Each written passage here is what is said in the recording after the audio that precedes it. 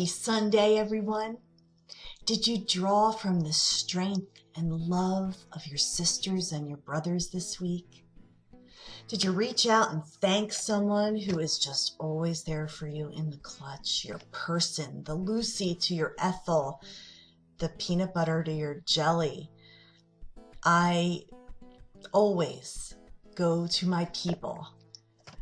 There's Roseanne, there's Renee, there's Cynthia, there's Anita. And I know I'll forget someone and hurt someone's feelings. Cindy, Cynthia, brothers, Tony, Eric. My goodness, I'm so fortunate to have so many sisters and brothers that are really my go-to people. And sometimes they're go-to people for different reasons. And I would never ever call my friend Renee for cooking advice, but I would call Cynthia. But if I needed somebody to research something, Renee is all over it. And Anita reads all the books I don't have time to read, and she gives me the Reader's Digest version, so I stay on top of everything. I don't know who I am to them. Maybe I'm the pop culture person. I stay on top of what's happening in arts and film, and I read up on all these things, even if I don't go see all the movies. But it's those diverse people who add spice to your life. But I have a different take on it as well, because this week I still am involved with a dear charity near and dear to my heart in Pennsylvania. And what it does is it honors volunteer firefighters, the people that answer the call at 2 a.m. when the bell rings.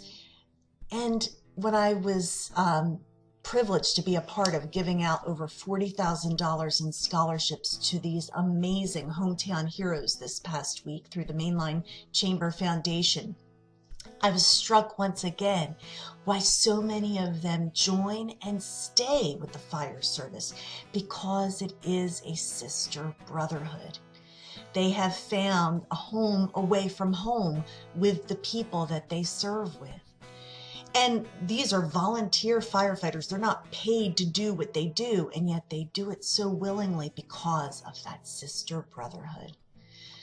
So I salute our volunteer firefighters today, as well as we close out the thought about sister and brotherhood. And I wonder what the week has ahead for us. Here's the bag. Let's do the prayer.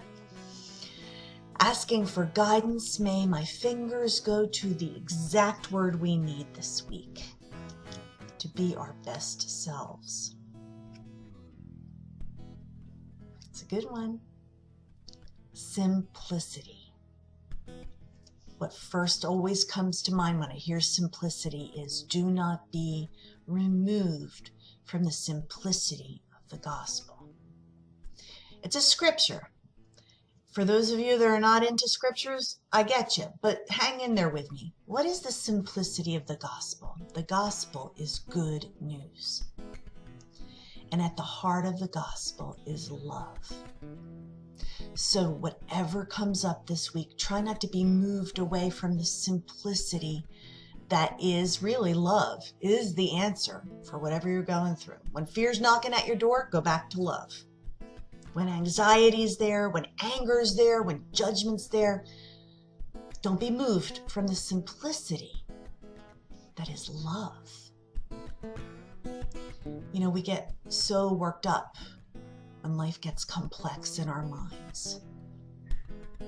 But if we remember that the anchor is always love, we can go back to that. And all of a sudden things become simple again. Here's to simplicity.